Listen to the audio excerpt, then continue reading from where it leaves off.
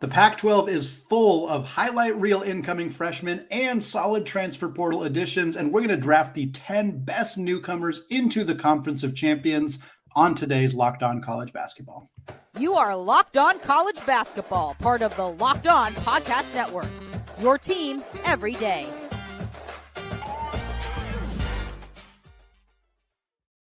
Hey folks, welcome into the Locked On College Basketball Podcast, the only daily national college hoop show out there, part of course of the Locked On Podcast Network, your team every day. I'm your host, Andy Patton, and today's episode of Locked On College Basketball is brought to you by LinkedIn Jobs.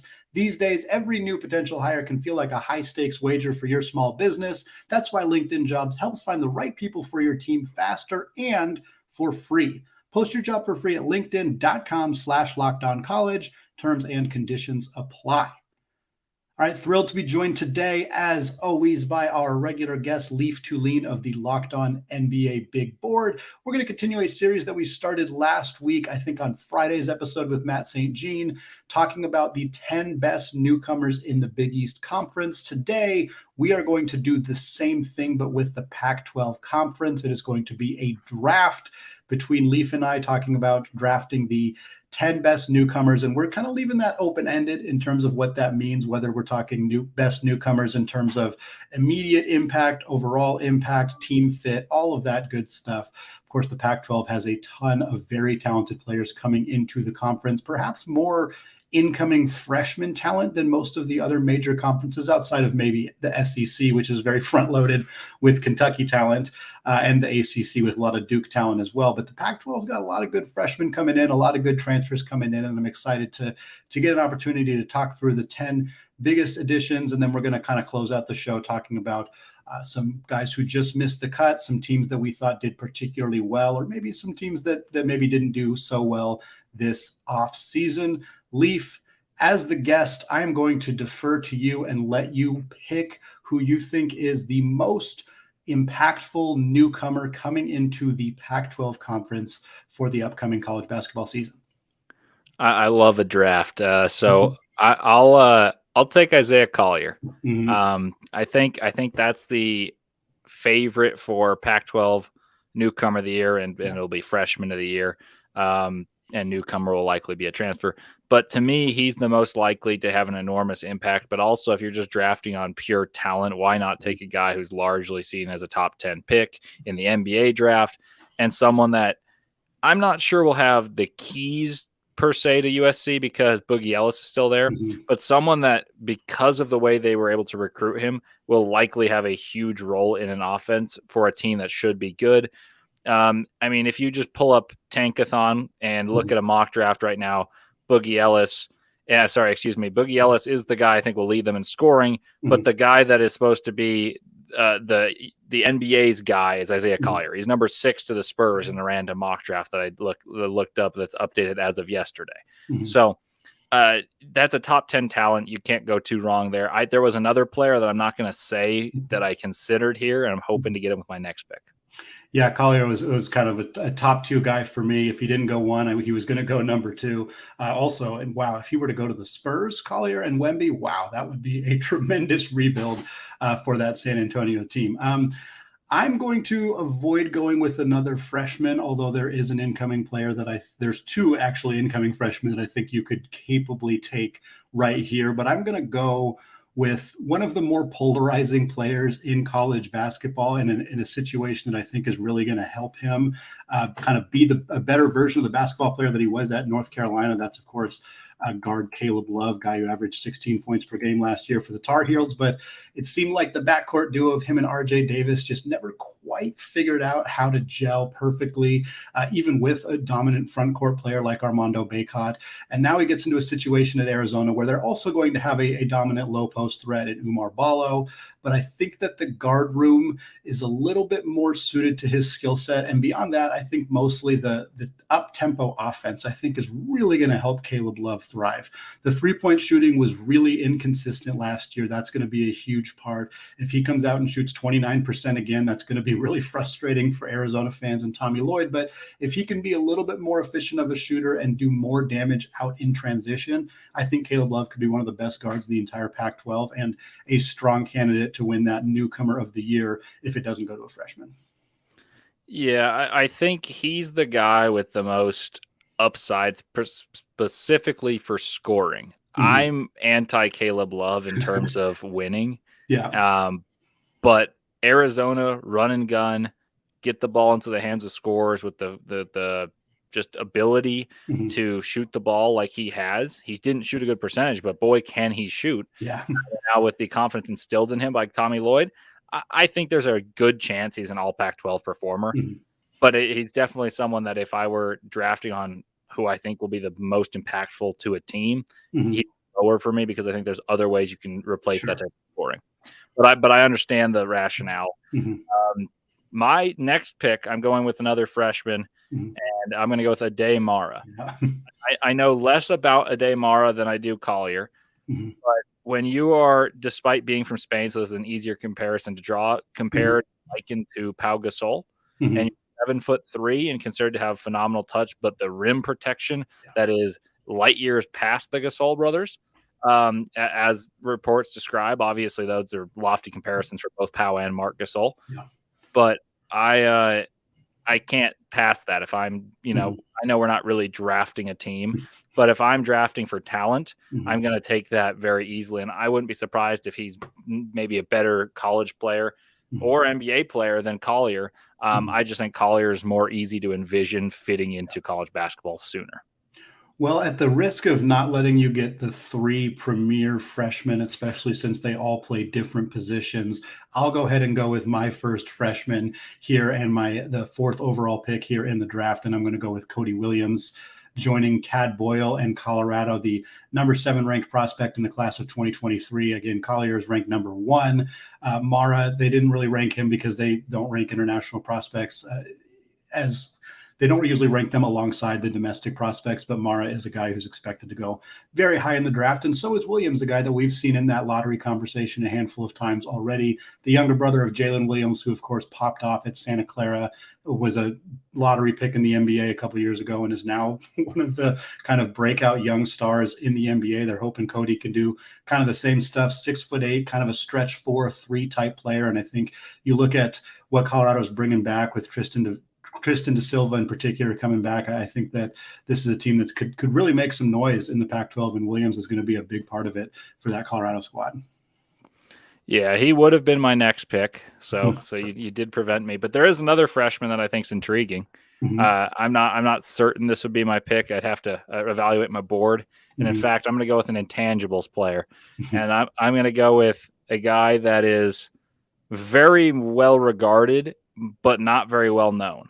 So for those who really know college basketball, Paul Mulcahy is a household name. Paul Mulcahy transferring to Washington was not something that was enormously well known. I think a guy who's been an honorable mention and a guy who's been a defensive stalwart for a team like Rutgers, who's been defensively phenomenal, is a really underrated addition to the Pac-12. And so he will be my pick here, kind of rounding out my duo of guards. You got a scorer in Collier, and now you've got your glue guy that in terms of what he'll actually do for Washington is more than just be a glue guy, but he's a glue guy extraordinaire. And I think at Washington we'll have more freedom than at Rutgers to score the basketball. Well, we got 5 players down and 5 more to go as we look at some of the best newcomers joining the final year of the Pac-12 as we know it. Before we get to those final 5 players, though, I want to tell you about today's sponsor, LinkedIn Jobs. These days, every new potential hire can feel like a high-stakes wager for your small business. You want to be 100% certain that you have access to the best qualified candidates available, and that's why you have to check out LinkedIn Jobs, which helps find the right people for your team faster and for free. It's super easy to create a free job post on LinkedIn Jobs, and then you just add your job and the purple hashtag hiring frame to your LinkedIn profile to spread the word that you're hiring. From there, simple tools like screening questions make it easy to focus on candidates with just the right skills and experience so that you can quickly prioritize who you'd like to interview and ultimately hire. And let's be honest, adding the right team member can have a positive and measurable impact on your business. It's why small businesses rate LinkedIn Jobs #1 in delivering quality hires versus the leading competitors. LinkedIn Jobs helps you find the qualified candidates that you want to talk to faster. So post your job for free at linkedin.com/lockedoncollege. That is linkedin.com/lockedoncollege to post your job for free. Terms and conditions apply.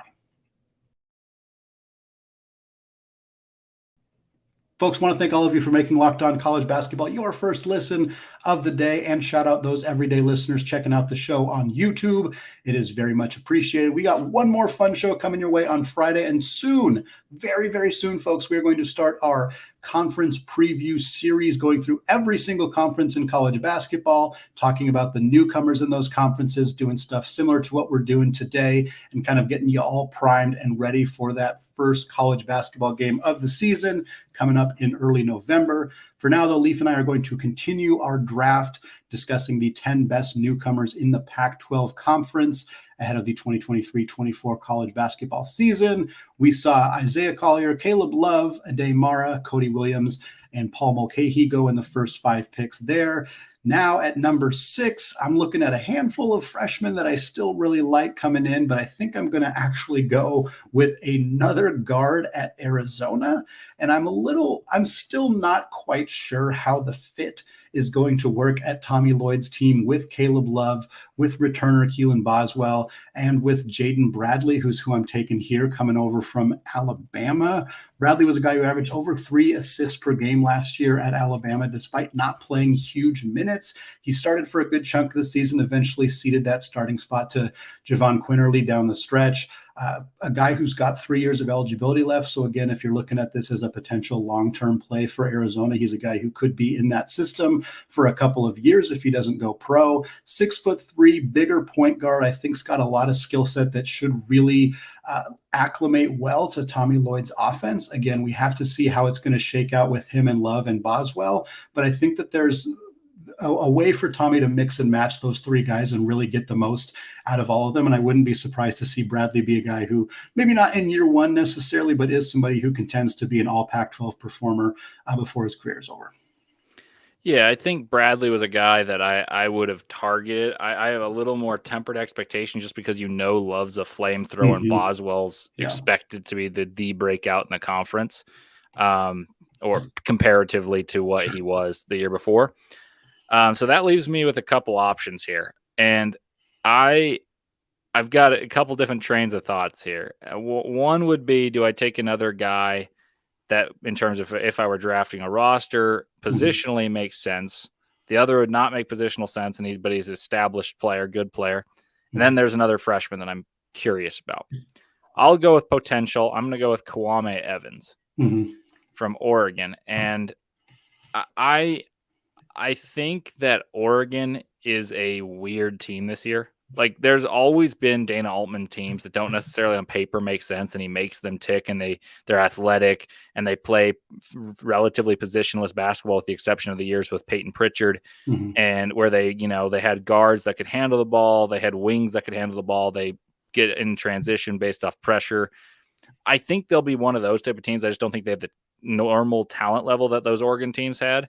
So I think there's a chance that Evans has the ball in his hands more than a typical wing freshman has, and that's good. That also leads me to believe there's a capacity for underwhelming in terms of statistical and field goal percentage. Like, if you look at it in terms of a box score, he may underwhelm. But I think talent-wise, he's too good to pass here at the 7th overall pick. I was planning to take Evans, and had I known you were going to take him, I probably wouldn't have taken Bradley there. I think that's a really solid pick, a guy who, Dana's had some inconsistencies in terms of how he's developed 5-star prospects. Some of those guys have turned out very good. Some of them have flamed out a little bit, but he's got 3 really good ones coming in this year, and Evans being the kind of the cream of the crop out of that group. I'm going to stay away from freshmen again, though. There are a handful of other ones, not just the Oregon guys, but a few other guys, too, that I'm looking at as freshmen. But I'm going to go with the transfer at a school that isn't really expected to do a whole lot, but is probably going to be quite a bit better than they were last year, mostly because they were one of the worst teams in Division I college basketball all of last year. That's Cal, and that would be incoming guard Jaylon Tyson coming over from Texas Tech. a guy who averaged 11 points, 6 boards last year. He shot just over 40% from 3. He kind of came alongside Dawes Amack, another transfer who may come up later in this conversation, came over from Texas Tech as well. And Tyson's a guy who spent 1 year at Texas, only played 8 games at Texas before going to Texas Tech, had that really solid season there at Tech, and now comes over to Cal with a couple years left. Again, Cal might triple their win total, and they're still not going to be remotely relevant because they were that bad last year. But I really like the first offseason that we've seen from Mark Madsen coming over from Utah Valley, and I think Tyson is among the 5 or 6 pretty marquee transfers, or at least solid transfers that this team has brought in. I think Tyson's the guy who might have the most upside, and he might be the guy who's even the best player for him starting in year 1. And I think him alongside Devin Askew and one of the other transfers that they brought in, Jalen Cone, I think makes a solid backcourt. And I think Tyson's the guy who could really play well for this team out on the wing. Yeah, Mark Madsen did a phenomenal job, which I'm not thrilled about being a Stanford fan. But and for those of you who don't know, Mark Madsen was a Stanford player. Mm-hmm. But I actually forgot about Jaylon Tyson. I wrote in my notes Jalen/Cone, and it covered both of them, but I forgot. And so that is a great pick. Mm-hmm. I really like that pick, but I would say that there's a chance that despite Cal being bad, they're going to be so egalitarian Mm-hmm. that it maybe diminishes what he could do. True, I think he could be awesome if he was on as bad a Cal team as they were last year and he was just given the featured role. Now I think Askew is kind of ball dominant. Mm-hmm. Jalen Cone's a like fly off a pin down, shoot the heck out of the ball type of guy whose numbers will be toned down after being at Northern Arizona. He's not going to get the same volume as he did there, but he was good at Virginia Tech. And then Amack is a double-double guy, but he's he's not what he was with some foot injuries and stuff like that. So you could have chosen any of them. I think you chose the correct one. I just wonder if his actual output will be marred because of the fact they brought all the others in. That brings me to my 5th pick of these guys. And I do have a center. I do have a power forward. I do have a 2 guard, and I do have a 1. So that leaves me small forward, but who I actually want to take as a center, I'm taking Eddie Lampkin. Yeah. I love Eddie. Eddie is one of my favorite players in college basketball. I was there when he played against Arizona and scored 20 and 10 against Coloco, and the crowd, including myself and my buddy who were actually in the Arizona section, were chanting, Eddie, Eddie, Eddie. Then I was in Denver, and he wasn't on the team with TCU anymore. And you could just see TCU didn't have the same love for basketball. His joy is infectious. We talked about Tristan Da Silva. You talked about Cody Williams. KJ Simpson's still there. I think this Colorado team has a chance to win the Pac-12. People don't really know that unless you really closely follow college basketball. But I think UCLA, Arizona, and Colorado, there's not much differentiating them, both from roster talent, which is crazy to say, and just like returning capacity. So that's really interesting to me. So I'll go with Eddie Lampkin. And I have a few small forwards I have listed here that I would take if I were to go positionally, but I think that's the guy you have to take in terms of returning value. Lampkin was 100% going to be my final pick, and now you have kind of put me in a spot where I'm scrambling to figure out who I want to take here. I think that's a great pick. I'm excited about what Lampkin is going to be able to do at Colorado next season. I think he's going to be a really, really good fit with that team. So looking ahead, if I were going positionally, I probably would go with Amack because I don't really have a center on my roster. But if I'm just thinking overall, I'm debating between 2 guys right now, and I think I'm gonna go with another freshman. I'm gonna go with Mookie Cook at Oregon, a guy who's fallen down the rankings a little bit. In fact, at 24/7 Sports, there are 2 other incoming freshmen who are ranked higher than him. One of them is one of his teammates in Jackson Shellstad at Oregon. The other one is Andrei Stojakovic at Stanford. We'll talk about those guys a little bit later, but I think Cook's just overall athleticism, his length, his size, his frame, I think there's a lot of upside, and maybe he's not that guy in year 1. And maybe I kind of made a comment earlier about Dana's inconsistency developing freshmen. And maybe there's a situation where if things don't go right, that there is a situation where he's not at Oregon after a year or the development stalls a little bit. But the upside in my mind, having seen highlights of Mookie Cook, seen what he did in high school, just reading the profiles on him, the upside to me is really, really high as almost any of the freshmen outside of those top three that we talked about that are coming into the Pac-12. And so for me, while AMAC is certainly a safer pick in terms of immediate production next season, and Shellstad and Stojakovic are barely considered higher ranked prospects right now, I think the upside for Cook is enough for me to want to take him here to close out this portion of the draft. Yeah, I think if I were going positionally, I would have taken Andrei Stojakovic. But I just couldn't resist taking Eddie. One thought about Mookie Cook is I think part of the reason that Oregon and Dana Altman gets a tough reputation in terms of his inconsistency with freshmen is I think a lot of people have misevaluated the freshmen to being higher rated than what their skill level dictates in the NBA. Like Kalel Ware, if we did this exercise last year, no one is taking anyone but Kalel Ware one. Right. And that includes me. And I didn't like Kalel Ware as a prospect coming in. And I'm on the record saying that on the NBA Big Board, I was significantly lower than most people on Kalel Ware coming in last year, but he was the pick. So the reason he was an appealing pick then is because he stretches the floor and he can potentially rim protect. But on the team he played for in terms of Oregon, it didn't make sense because N'Faly Dante was playing the 5. They had Nate Biddle, another 7-footer, playing inside, and he was playing zone. So all of what he does well gets minimized. So I think part of that was just scheme and the recruit. And then you get guys like Dylan Brooks and Pritchards who stay longer and are great NBA players considering what they were coming into college. So I think Altman, it gets a tough rap for highly recruited players, but he's very good at developing. So I think a guy like Mookie Cook actually should probably thrive in that system, whether it's year 1, year 2. Right. Well, and I think, this is a big year for Dana because he's got 3 top 30 prospects coming in. So if all 3 of them bust, then you're going to have some serious issues. But if you can get a couple of those guys to really become close to the best versions of who they're capable of being, even if it doesn't all happen in year 1, it still sets them up for a couple of solid seasons, especially as they transition into the Big Ten. Well, Leaf, who did we miss? Which teams seem to have benefited the most? And maybe which teams seem to have benefited the least from this exercise? There's some pretty good teams, even a Pac-12 team that made the tournament last year that didn't get a whole lot of love in this exercise. We're going to cover all of that coming up right after this.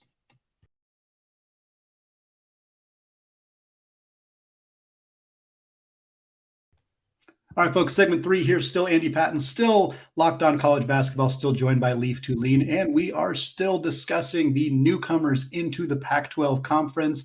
We each just conducted a 5-person draft looking at our favorite or who we perceive to be the most impactful incoming players joining the Pac-12 Conference for next season. But what I want to do now, and we've already talked about a handful of these guys, but I just kind of want to talk about a few players. So I had a list of 20. So there's 10 guys on my list who we did not select in this exercise. Leaf, I know you had a list of guys as well, and we talked about a few of them, but who are some guys who maybe you think are right on the edge of this, or maybe like a year or 2 from now, if we were to look back on this exercise, we might think, wow, it's pretty crazy that we didn't talk about so-and-so when discussing the new guys coming into that conference. See, I think impact is an interesting way to categorize this because there are some players with far better chances to succeed just based off opportunity initially. And then if they were to stay another year, I think that this could be viewed very differently. Right. I'll go with one guy here in brief that I think is going to have a great chance to impact immediately because he's a graduate transfer. I'm going to go with Jared Bynum coming to Stanford from Providence. Bynum was previously the Big East 6th man of the year. He's a double-digit scorer for a Providence team that's made the tournament in recent years. They were an 11 seed this past year, and the year prior also made the tournament as a 4 seed. And he was an integral factor for Ed Cooley, and that's a tough, hard-nosed guy. He's going to Jared Haas at Stanford, and I think he'll have a chance to impact more immediately in terms of winning basketball than will his compatriots in the backcourt in Andrei Stojakovic and Cannon Carlisle, both of whom I've got high hopes for. As I mentioned, I'm a Stanford fan.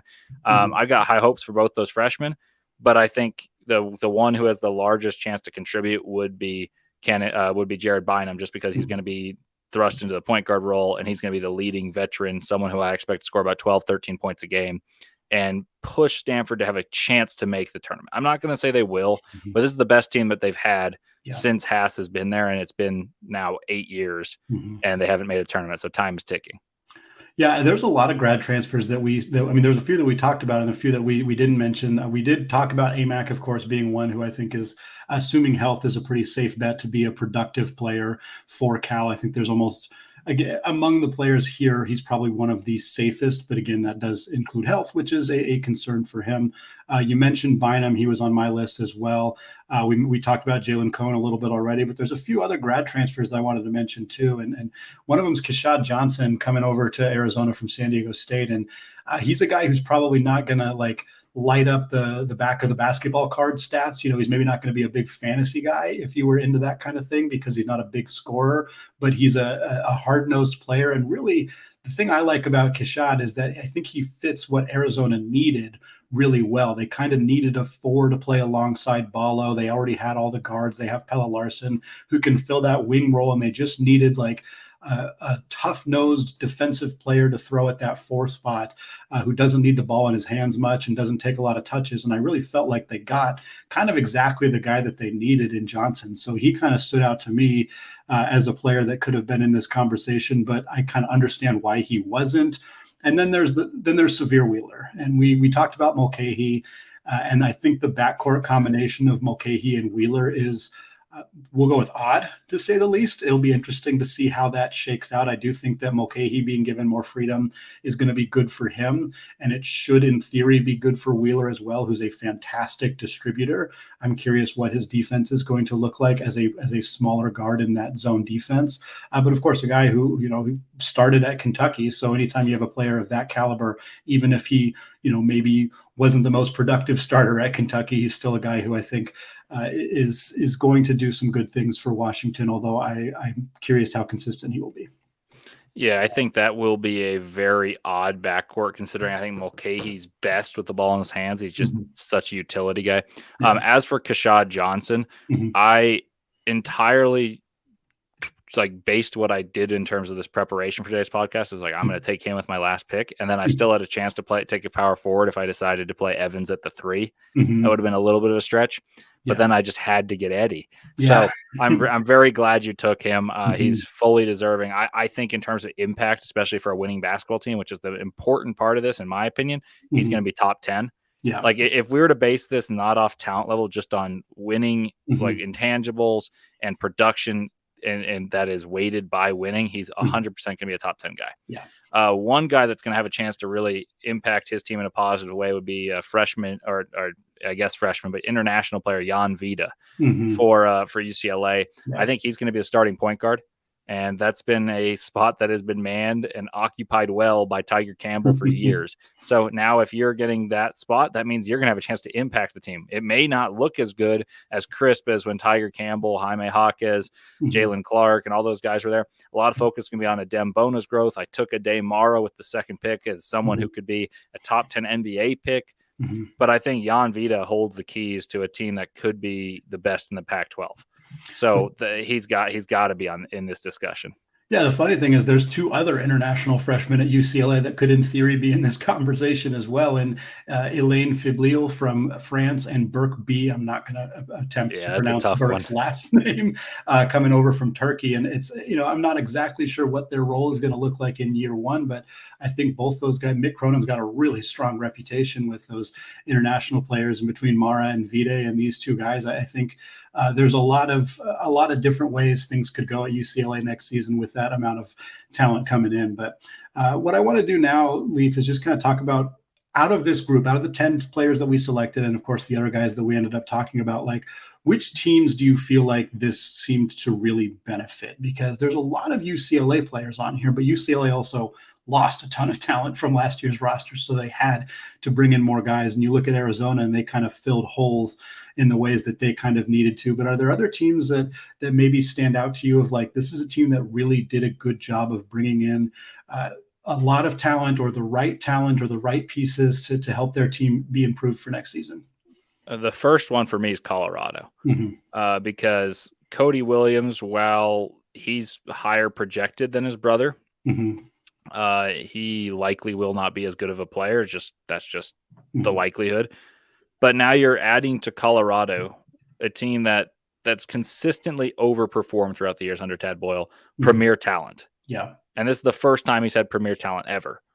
And you can make an argument, he had Spencer Dinwiddie. Well, McKinley Wright. No, like McKinley Wright was really, really good, but that wasn't a premier talent coming in. Right. So he's got premier talent. He's got a guy in KJ Simpson who can score the ball. He's got Tristan Da Silva, who I think if he'd stayed in the draft would have been taken in the top 40. And you bring in Eddie Lampkin. Yeah. So to me, I think that's two additions to an already solid core.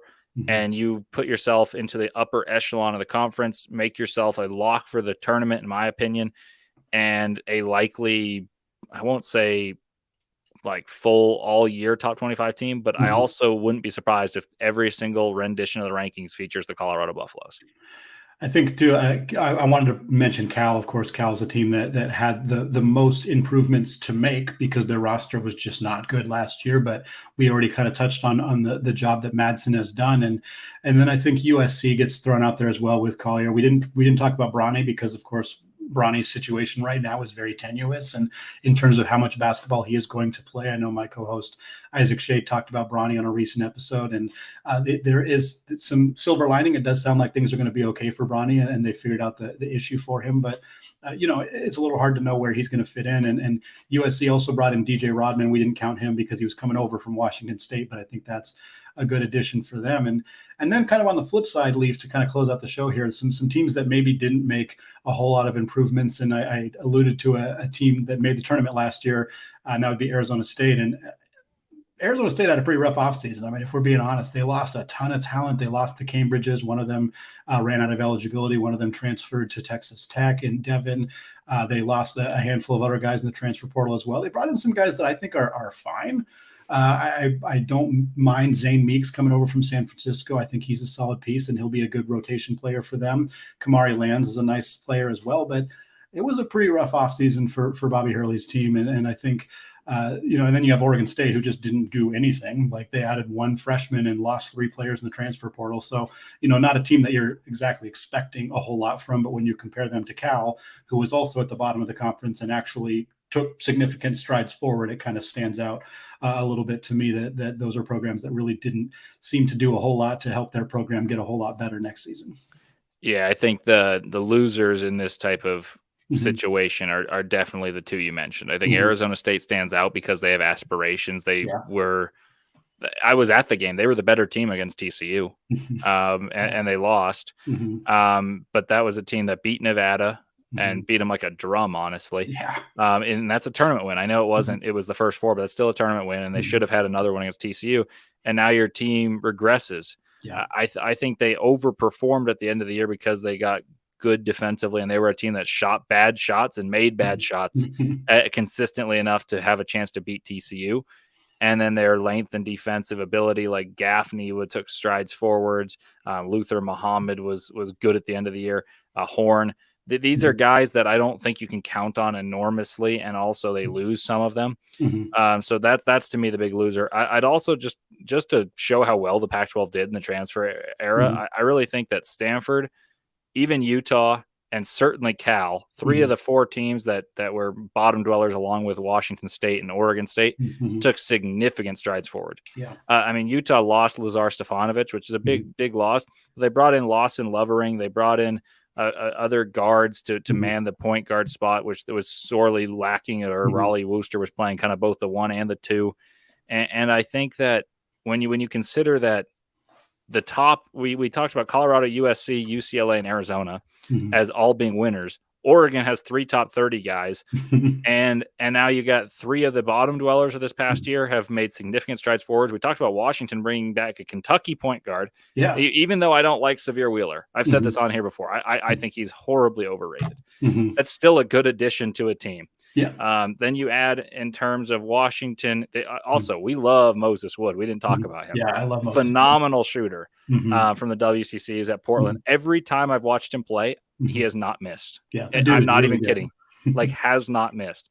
And so then you bring in him, Mulcahy, and Wheeler. That's the stride up. So I feel like the two left in the dust are Oregon State and Arizona State. Yeah, I agree. And Washington State, they lost a lot of talent. TJ Bamba is a really tough loss for them to be out the door. Mogi, of course, gets drafted. That's a tough loss for them. DJ Rodman.